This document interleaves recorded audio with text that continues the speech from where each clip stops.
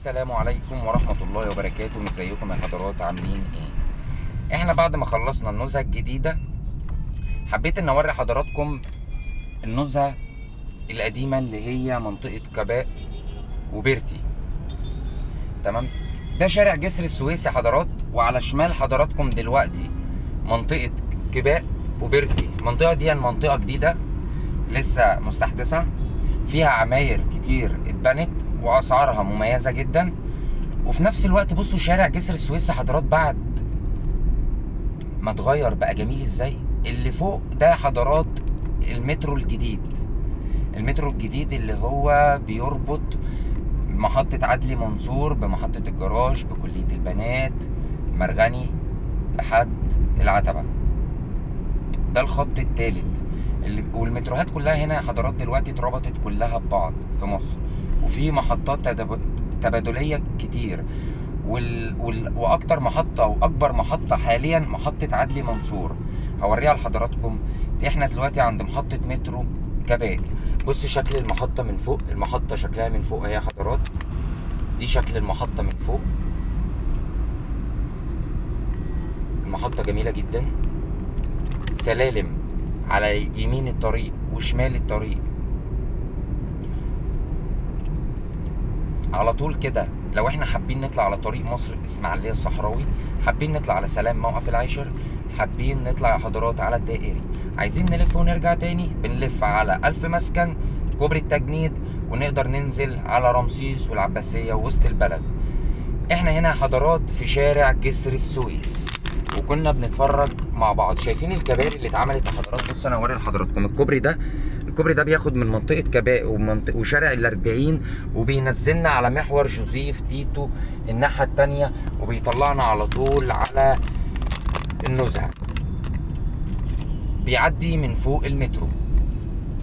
بلدنا اتحولت وفي وقت قياسي.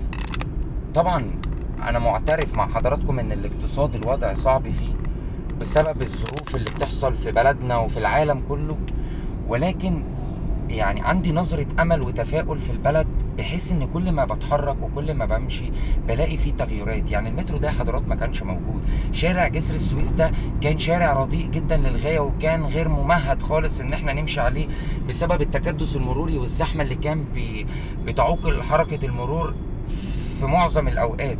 لكن دلوقتي زي ما حضراتكم شايفين الشارع بقى سلس جدا، تقدر من خلاله تمشي من جسر السويس، تمشي من صلاح سالم. دلوقتي يا حضرات احنا عدينا على محطة مترو تانية اسمها عمر بن الخطاب. شايفين محطات المترو فوق ازاي؟ اهلا بكم في الخط الاخضر الثالث. ده المترو الاخضر الثالث يا حضرات، ودي محطة المترو من فوق معمولة بشكل ممتاز جدا.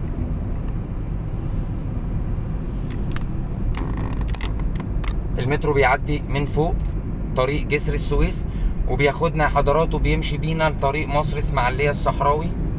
هنشوف دلوقتي يا حضرات المترو وهنشوف طريق جسر السويس. احنا هنا دلوقتي في منطقه اول جمال والحرفيين يا حضرات. الناس اللي كانت عايزه تصلح عربياتها اللي بتيجي من جميع المحافظات، منطقه الحرفيين دي من اكثر المناطق شهره بقطع غيار العربيات واستيراد العربيات. هنا يا حضرات ده شارع اول جمال الحرفيين. من هناك كده يا حضرات من عند المبنى الابيض كده يا حضرات، لو احنا حابين نلف ونرجع تاني على جوزيف تيتو ونطلع على طريق العروبه على طول كده يا حضرات. لو احنا عايزين نطلع على الحرفيين بنلف اليوتيرن ده ونخش اول يمين. محطات غاز اتفتحت في كل انحاء البلد وفي كل مكان عشان خاطر العربيات تبقى لايقه محطات غاز في كل مكان. احنا هنا دلوقتي يا حضرات محطة مترو الهايك ستيب. دي محطة مترو الهايك ستيب. بص المترو اهو يا حضرات بيعدي من هناك على مستوى عالي جدا. تمام، ده شكل المحطة من فوق، محطة مترو الهايك ستيب. الله على جمال التصميم وعلى الشكل الممتاز اللي اتعمل بيه الطريق. طبعا احنا ما كانش عندنا في بلدنا مترو زي ده بيعدي من فوق كده، فمعمول بشكل ممتاز. انا بصراحة ما جربتوش، وتأكدوا ان اول ما هجربه هشارككم اللحظة معايا يا حضرات. احنا دلوقتي كده على الطريق اللي بيطلعنا على، حابين نطلع على السلام نهضة، حابين نطلع على الدائري، حابين نطلع على طريق مصر اسماعيلية الصحراوي. كل ده من خلال الطريق اللي احنا متابعينه يا حضرات. الله الله الله، بصوا منظر الطيارة وهي جاية من بعيد. احنا هنا بجانبنا مطار القاهرة.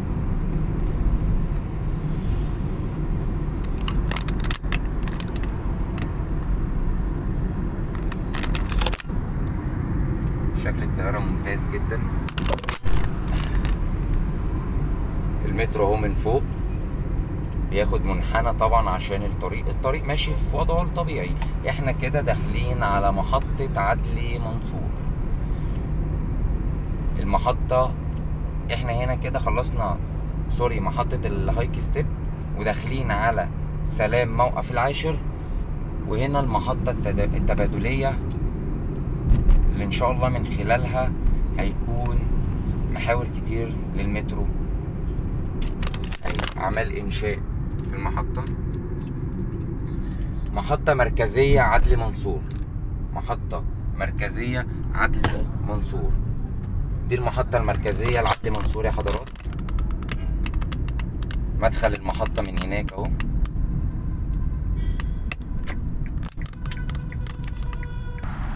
دي محطة عدلي منصور من على بعد. في موقف للعربيات هنا يا حضرات.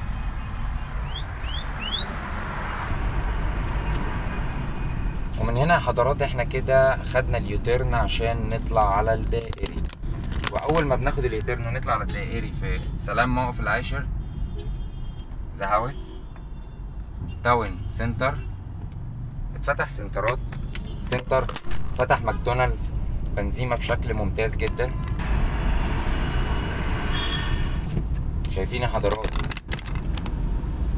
دي محطة شيل اوت، ماكدونالدز.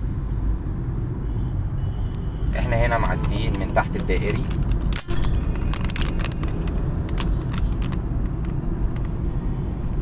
الطريق اختلف تماما والدائري كله اختلف تماما. هوري لحضراتكم طلعت الدائري وهقفل مع حضراتكم الفيديو. احنا من هنا من تحت لو حابين نطلع على السلام، ولو من فوق حابين نطلع على مرج والخصوص ومؤسسة الزكاة، حابين نطلع على محور الضبعة، نطلع على طريق اسكندرية الصحراوي. طريق الدائري بقى بشكل ممتاز جدا يا حضرات، وفي نفس الوقت بقى عليه أنظمة رادار، تصوير، حزام. فياريت بصوا شايفين يا حضرات الدائري بعد ما توسع بقى حاجة جميلة جدا. هصوره لحضراتكم في فيديو آخر عشان جودة الإضاءة، واشوف وش حضراتكم في فيديو جديد من قناتكم لفة في مصر. والسلام عليكم ورحمة الله وبركاته.